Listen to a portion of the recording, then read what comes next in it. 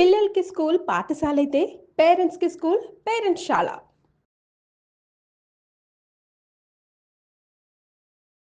వాగర్థావివ సంపృక్తౌ వాగర్థ ప్రతిపత్తయే జగతః పితరౌ వందే పార్వతీ పరమేశ్వరౌ. ఆదిత్యాయ చ సోమాయ మంగళాయ బుధాయ చ గురుశుక్ర శనిభ్యశ్చ రాహవే కేతవే నమః. శృంగేరి జగద్గురు పీఠాధిపతులకి కంచి పీఠాధిపతులకి నమస్కారములు తెలియచేసుకుంటూ కార్యక్రమాన్ని ప్రారంభిద్దాం. జూలై నెల 16వ తారీఖు నుంచి 31వ తారీఖు వరకు ద్వాదశ రాశుల వారికి సంబంధించినటువంటి శుభ అశుభ ఫలితాలు, ఏ రోజుల్లో మానసికంగా ఆనందంగా ఉంటారు, ఏ రోజుల్లో అసంతృప్తి ఆందోళనతో ఉంటారు, అలాగే ఏ రోజుల్లో ఖర్చులు ఎక్కువగా ఉంటాయి, ఏ రోజుల్లో ఆదాయ మార్గాలు ఎక్కువగా ఉంటాయి, ఉద్యోగ సమస్యలు, ఇలాంటి వివరాల గురించి క్లుప్తంగా తెలియజేసే ప్రయత్నం చేస్తాను. కాబట్టి వీక్షించేటువంటి ప్రేక్షకులకి చిన్న గమనిక, మీరు మీ యొక్క జన్మ నక్షత్రం ఏదైతే ఉంటుందో ఆ నక్షత్రం ప్రకారం ఉన్నటువంటి రాశినే మీరు పరిగణనలోకి తీసుకోవాలి. నామ నక్షత్రం పేరు మీద ఉన్నటువంటి రాశిని తీసుకోకూడదు. జన్మ నక్షత్రం లేని వాళ్ళు నామ నక్షత్రం పేరు మీదనే చూసుకోవాలి. పైగా చాలామంది సన్ జొడాయిక్ సైన్ అంటే ఈ మంత్ నుంచి ఈ మంత్ మధ్యలో పుట్టినటువంటి వాళ్ళు ఒక రాశికి చెందుతారని చెప్పి సూర్యమాన సిద్ధాంతం ప్రకారం ఉంటుంది. అది ఈ చెప్పబోయేటువంటి ఫలితాలకి అది ఏమాత్రం కూడా సరిపోదు. అది విషయాన్ని గమనించుకొని చూసుకోవాలి. కాబట్టి జన్మ నక్షత్రము, జన్మ రాశి లేదా ఈ రెండు లేకపోతే నామ నక్షత్రము, నామరాశి మీద ఉన్నటువంటి వివరాలనే మీరు ఆ రాశి ప్రకారమే చూసుకుంటే మీకు రమారమిగా మీ ఈ చెప్పబడిన ఫలితాలు మీకు సరిపోతాయని చెప్పవచ్చు. ఇక కార్యక్రమంలోకి బయలుదేరదాం. జూలై 16వ తారీఖు నుంచి 31వ తారీఖు వరకు వృశ్చిక రాశిలో జన్మించినటువంటి వారికి ఏ విధంగా ఉండబోతుందో తెలుసుకునే ప్రయత్నం చేద్దాం. ప్రధానంగా ఈ యొక్క వృశ్చిక రాశిలో జన్మించినటువంటి వారికి శుక్రుడు అనుకూలంగా లేడు. కాబట్టి ఈ మాసం వరకు 16 నుంచి 31వ తారీఖు వరకు, మ్యాక్సిమం 27వ తారీఖు వరకు జాగ్రత్తలు పాటించండి. భాగస్వామ్యంలో వ్యాపారస్తుల మధ్య కానీ లేదా జీవిత భాగస్వామితో కానీ కొంత అనవసరమైన పొరపచ్చాలు వచ్చే అవకాశం. ఇది కావాలని కాదు, ఏదో ఒక సందర్భంలో వాగ్వివాదాలు చోటు చేసుకోవడం, అనవసరంగా నిందించుకోవడం కానీ, లేకపోతే అప్రయత్నంగానైనా కానీ మాటలు పెరగడం, తద్వారా బంధము ఇబ్బంది పడే అవకాశం ఉంటుంది. కాబట్టి జాగ్రత్తలు పాటించండి. చాలా మటుకు సమస్యలు ఉన్నప్పుడు మౌనాన్ని ఆశ్రయిస్తే చాలా మటుకు సమస్యలు తగ్గుముఖం పడతాయి. ఇక 27వ తారీఖు నుంచి అప్పటి వరకు సమస్యలు ఎదుర్కొనేటువంటి ఆ 27 ఆఖరి 5 రోజులు మాత్రం సంతోషదాయకంగా ఉంటుంది. అప్పుడు సమస్యలు పరిష్కారం అవుతాయి. దాంపత్య భాగస్వామ్య వ్యాపారస్తుల సమస్యలు. ఇక గురువు అనుకూలంగా లేని కారణం చేత ధనపరమైనటువంటి నిర్ణయాల విషయంలో జాగ్రత్తలు పాటించండి. కీలకమైన అడుగులు వేస్తారు కాబట్టి జాగ్రత్తలు పాటించండి. ఇక రవి కూడాను అనుకూలంగా లేని కారణం చేత ముఖ్యంగా దూర ప్రాంత ప్రయాణం చేసే అవకాశం ఉంటుంది. కావున జాగ్రత్తలు పాటించండి. అధికారుల యొక్క ఆగ్రహానికి గురయ్యే అవకాశము ఈ రవి సంచార ప్రభావం. అలాగే బుధుడు కూడా అనుకూలంగా లేడు కాబట్టి పెట్టుబడులు పెట్టడానికి ఇది ఏమాత్రం సమయం మంచిది కాదు. అలాగే ఈ సంబంధించినటువంటి ధనాన్ని అప్పుగా ఇవ్వడం కూడా మంచిది కాదని చెప్పవచ్చు. స్టాక్ మార్కెట్స్లో ఉన్న వాళ్ళు పెట్టుబడులు పెట్టకపోవడమే చాలా మేలు అనేటువంటి విషయం గమనించుకోవాలి. ఇక కుజుడు కేతువు, ప్రధానంగా ఈ వృశ్చిక రాశి వారికి కుజకేతు గ్రహ ప్రభావం కూడా అనగా దశమ కుజు యొక్క ప్రభావము ఇతరులతో అనవసరమైనటువంటి వాగ్వివాదాలు కలుగుతాయి. మీలో కోపం అధికంగా వస్తుంది.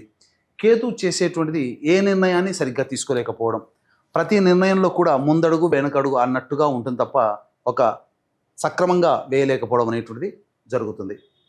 ఇక 29వ తారీఖు నుంచి కుజుడు అనుకూలంగా ఉన్నటువంటి కారణం చేత ఆఖరి 3 రోజుల్లో కుజుని యొక్క ప్రభావం వలన మీరు ఏదైతే సంకల్పం చేస్తున్నారో ఈ మాసంలో జరగాలని 29 తర్వాత వాటికి సంబంధించినటువంటి కదలిక ఏర్పడుతుంది. కొంతవరకు మీరు ప్రాస్పరిటీలోనే ఉంటారని చెప్పవచ్చు.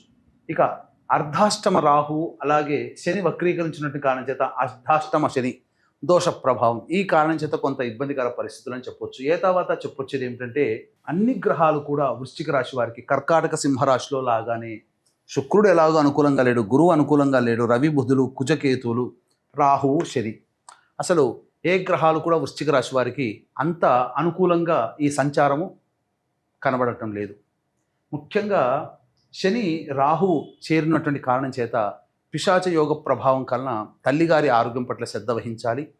వాహనాన్ని నడిపేటప్పుడు వృశ్చిక రాశి వారు జాగ్రత్తలు పాటించాలి.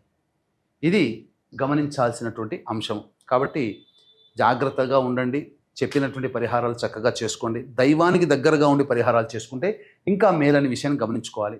ఇక ఈ రాశిలో జన్మించినటువంటి మహిళలు ప్రధానంగా మీ గౌరవ మర్యాదలకి ఇబ్బంది కలిగే సంఘటనలు చోటు చేసుకుంటాయి. ఇప్పటి వరకు మిమ్మల్ని గౌరవంగా చూసినటువంటి వాళ్ళు చికాకుతో ఉండడం, మిమ్మల్ని ఈసడించుకోవడం కానీ, చిన్న చూపు చూడడం కానీ జరుగుతుంది. మనకు బాగా దగ్గర వాళ్ళలే అని చెప్పి డబ్బులు అప్పు ఇచ్చి ఉంటారు ఇదివరకు, కానీ ఆ డబ్బులు తిరిగి రాకుండా ఉండడం, బంధువులు మిత్రులే మోహం చాటేయడం, మీకు దూరంగా ఉండడం కాస్త మిమ్మల్ని బాధ పెడుతుంది. ఈ సమయంలో కాలం అనుకూలంగా లేదు కాబట్టి ఎవరికి వాగ్దాన రూపం కానీ డబ్బు రూపంలో కానీ అప్పు ఇవ్వకండి. జాగ్రత్తగా ఉండండి. ఇక ఈ రాశిలో జన్మించినటువంటి మహిళలకి ప్రధానంగా గర్భ సంబంధమైనటువంటి ధారణ సందర్భంగా మంచి శుభవార్త వింటారు. సంతానం కోసం ఎదురు చూసే వాళ్ళకి మంచి సంతానం కలుగుతుంది. ఇక ఈ రాశిలో జన్మించినటువంటి విద్యార్థులు విద్యార్థినులకి కష్టతరంగా ఉంటుంది.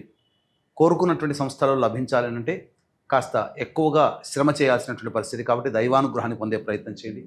ఇక వివాహ సంబంధమైనటువంటి విషయాల్లో జాగ్రత్తలు పాటించండి. ఆచితూచి స్పందించి నిర్ణయం తీసుకోండి. ఎందుకంటే భవిష్యత్ అంతా ఇప్పుడు సమయం అనుకూలంగా లేదు కాబట్టి భవిష్యత్తు యోగదాయకంగా ఉండాలి. కాబట్టి ఈ యొక్క నిర్ణయాలు తీసుకునేటప్పుడు పెద్దల సహాయ సహకారాలు తీసుకోండి. ఇక రోజువారీ దినచర్యల్లో భాగంగా 16వ తారీఖు నుంచి 31వ తారీఖు వరకు ఎలా ఉండబోతుందనే విషయం తెలుసుకున్నట్లయితే 16, 17 తేదీల్లో మీ ఆరోగ్యం పట్ల శ్రద్ధ వహించాల్సినటువంటి పరిస్థితి. ఇక వృధా కాలయాపన జరుగుతుంది. అనవసరమైన ఖర్చులు పెరుగుతాయి కాబట్టి జాగ్రత్తలు పాటించండి. 18, 19, 20, 21, 22 ఈ తేదీలలో ఇతరుల నుంచి రావాల్సినటువంటి సహాయ సహకారాలు లభించడం, తద్వారా మీకున్నటువంటి పనులను చక్కబెట్టుకుంటారు. విందులు వినోదాల్లో సంతోషంగా పాల్గొంటారు. ఖర్చుకు మించిన ఆదాయం లభించడం ఆనందదాయకంగా ఉంటుంది. అన్ని విధాలుగా శుభముగా ఉంటారని చెప్పవచ్చు. ఇక వీక్షించేటువంటి ప్రేక్షకులు కూడా కాశీ విశ్వేశ్వరుని యొక్క ఆజ్ఞ మేర కాశీ క్షేత్రంలో ఉండడం జరుగుతుంది. గురువారము అమావాస్య కలిగినటువంటి పునరోసు కలిగినటువంటి 24వ తేదీన ఆ రోజున తండ్రి వైపు 3 తరాలు, తల్లి వైపు 3 తరాల్లో మరణించిన వారి ఆత్మతృప్తి కోసం, ఎందుకంటే ఎక్కడ పిండ ప్రదానం జరిగినా ఈ యొక్క దేవతలు తీసుకుని వెళ్ళి ఆ భాగాన్ని ఇస్తారు. కానీ కాశీక్షేత్రంలో జరుగుతున్నప్పుడు సాక్షాత్తు పితృదేవతలే ఆ ఫలితాన్ని తీసుకుంటారు. కాబట్టి అవకాశం ఉన్న వాళ్ళు బ్రాహ్మణుని కర్తగా పెట్టి పిండ ప్రదాన కార్యక్రమం, తర్పణాది కార్యక్రమాలు చేయించడం జరుగుతుంది. అలాగే రాత్రిపూట అమావాస్య పుష్యమి నక్షత్రం కలిసినటువంటి అద్భుతమైన రోజు గురు అమావాస్య.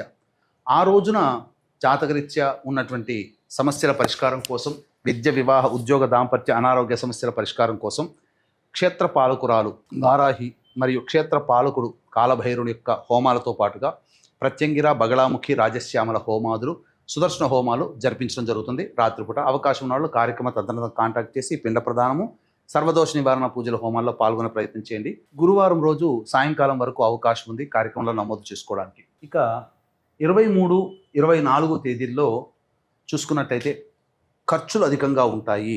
అలాగే ప్రశాంతత లేని జీవితాన్ని గడపాల్సినటువంటి పరిస్థితి. ముఖ్యంగా ఏ పని చేయాలన్న ఆసక్తి ఉండదు. కొంత సమస్యాత్మకంగా ఉండేటువంటి సమస్యని చెప్పవచ్చు. ఇక 25, 26 తేదీల్లో సంతానం మూలకంగా విభేదాలు, సంతానం మూలకంగా ఖర్చులు ఉంటాయి. తండ్రి గారి ఆరోగ్యం పట్ల శ్రద్ధ వహించాల్సినటువంటి పరిస్థితి. తర్వాత కొంత ఇబ్బందికర పరిస్థితులు అనేటువంటివి ఉండక తప్పదు. కాబట్టి జాగ్రత్తలు పాటించండి. ఖర్చులు కూడా అధికంగా ఉంటాయి. 27, 28, 29, 30, 31 ఈ 5 రోజుల్లో ఆనందకరంగా జీవితాన్ని గడుపుతారు. ఉద్యోగ, వృత్తి, వ్యాపారాల్లో అన్ని శుభ పరిణామాలు చోటు చేసుకుంటాయి. ఖర్చుకు మించిన ఆదాయం లభించడం ద్వారా విందులు వినోదాల్లో పాల్గొని మీకున్నటువంటి సమస్యను పరిష్కరించుకుంటారు. నిరుద్యోగస్తులకి ఉద్యోగం లభించే అవకాశం ఉంటుంది.